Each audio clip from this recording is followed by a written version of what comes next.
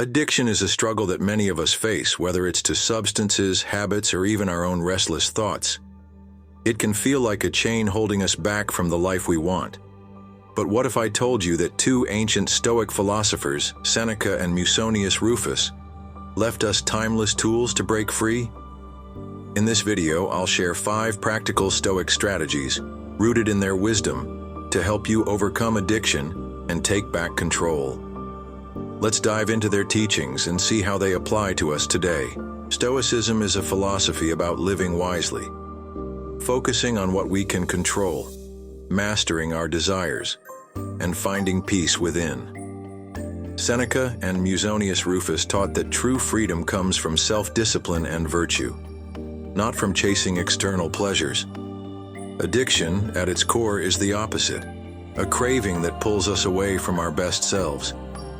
Their ideas can guide us back. The first strategy is a Stoic cornerstone. Focus on what's in your power. Seneca wrote, "You have power over your mind, not outside events. Realize this, and you will find strength." In addiction, cravings or triggers might pop up unexpectedly. Those are outside your control. But your response? That's yours to command. Seneca often reflected on how we waste energy worrying about things we can't change. He said, "We suffer more often in imagination than in reality." When you feel that urge, don't fight the feeling. Acknowledge it, then choose your action. Instead of giving in, you might step outside, breathe deeply, or pick up a task. By focusing on your choice, not the craving, you build real power. Next, practice voluntary discomfort to strengthen your resolve. Seneca put this into action himself. He'd occasionally live with almost nothing, eating plain food and wearing rough clothes. He wrote, "Set aside a certain number of days, during which you shall be content with the scantiest and cheapest fare, saying to yourself, 'Is this the condition that I feared?'" His point? We're tougher than we think. Musonius Rufus agreed, urging his students to endure hardships like hunger or cold to master their appetites. He said, "We should accustom ourselves to scarcity, abstaining from pleasures, so that we may be content with little." For addiction, this could mean setting a day to skip that habit. Say, no coffee, no scrolling, no whatever pulls you. It's not punishment, it's training. Each time you do it, you prove you're not a slave to your urges. The third strategy is mindfulness, knowing yourself deeply. Seneca practiced this every night, reviewing his day. He wrote, "I examine my entire day and go back over what I've done and said, hiding nothing from myself." This self-reflection builds awareness, a key weapon against addiction.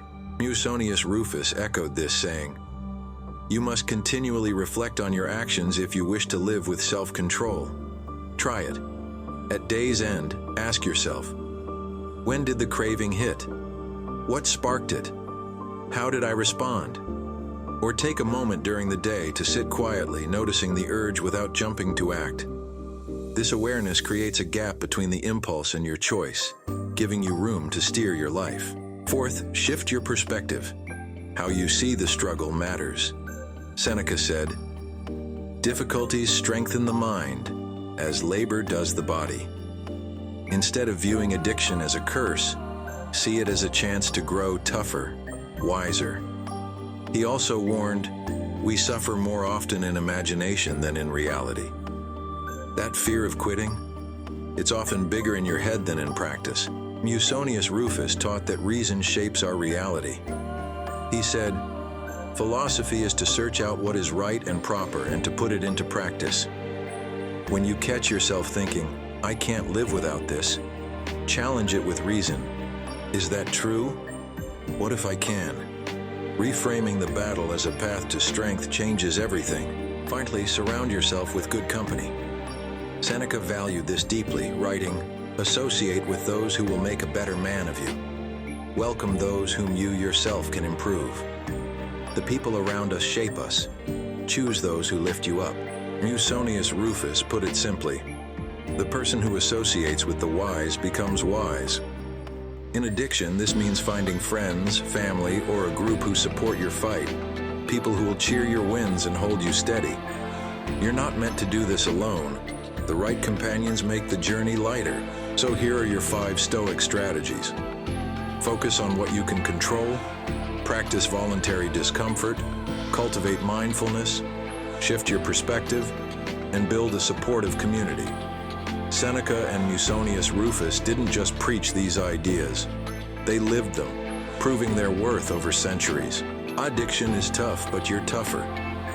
Start small, pick one strategy and try it today. As Seneca said, "It is not because things are difficult that we do not dare. It is because we do not dare that things are difficult." Dare to begin, and you'll surprise yourself. If this resonated with you, hit that like button and share it with someone who needs it. Subscribe for more Stoic wisdom to tackle life's challenges, and tell me in the comments, which strategy will you try first? Let's keep this conversation going. I'm rooting for you. If you want to go deeper, click one of the links in the description for the complete paperback book or audiobook.